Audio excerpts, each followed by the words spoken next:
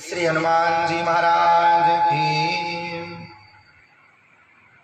आज बड़ा ही सुंदर प्रसंग आपके सम्मुख श्रीमद् भागवत कथा से है, जिसमें कभी कभी लोग ये कहते हैं कि भगवान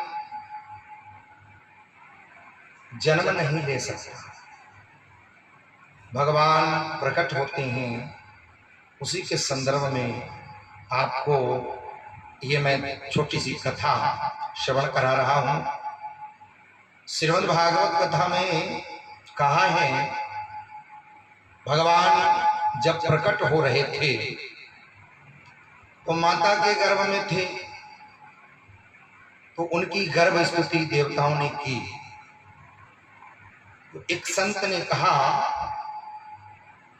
किसी जगह की बात है कि भगवान गर्भ में आए तो देवता उनकी गर्भ स्तुति करने लगी। तो उसी समय एक सज्जन खड़े हो गए।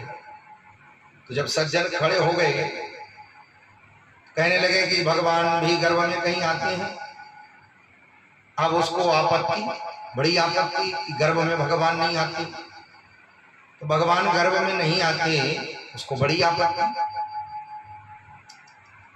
तो गर्भ में आ जाएं या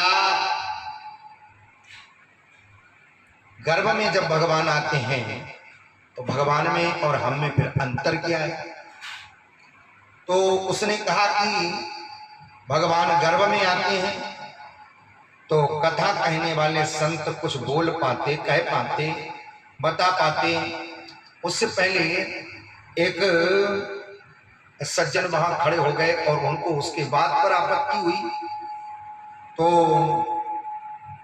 उन्होंने उसी से प्रति प्रश्न किया, और प्रति प्रश्न ये किया कि तुम पूछते हो कि भगवान गर्भ में आते हैं, तो क्या भगवान गर्भ में नहीं आते क्या?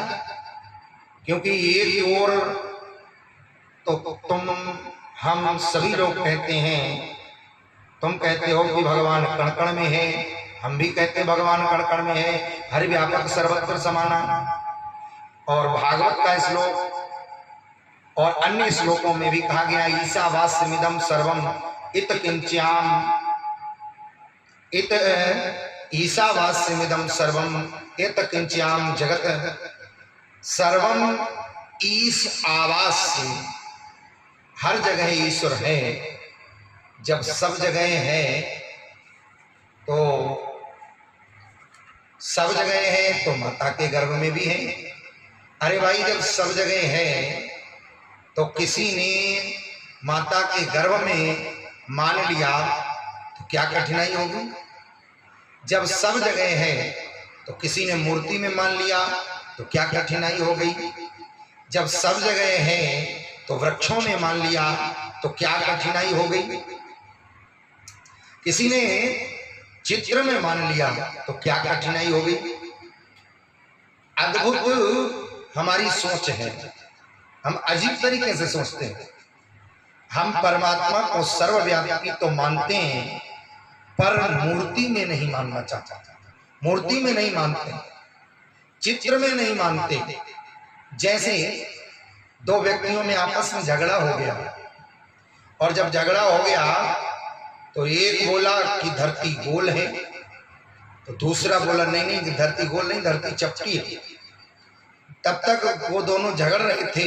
एक कहे कि धरती गोल है तो दूसरा कहे धरती चपटी है।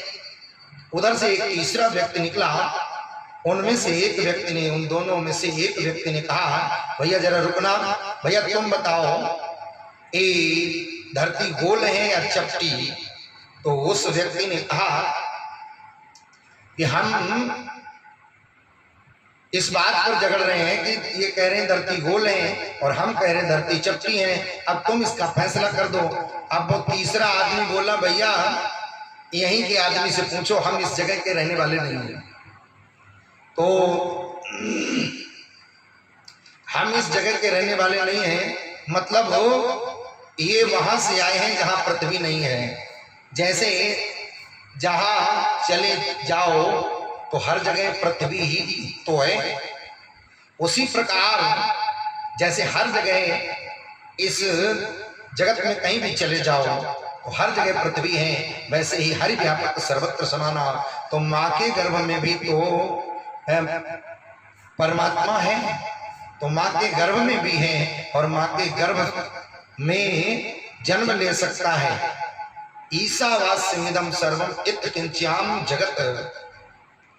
इसलिए भगवान माँ के गर्भ में भी आ सकता है और जन्म भी ले सकता है, वो प्रकट भी हो सकता है। तुलसी बाबा ने अनेक प्रकार से इसके उदाहरण दिए कि भय प्रकट कर पाला, और दूसरी तरफ कहते हैं कि व्यक्ति रामायण उठा करके पढ़े, यही विधि गर्भ सहित सबरानी, और जही दिन से हरि गर्भ ही आए।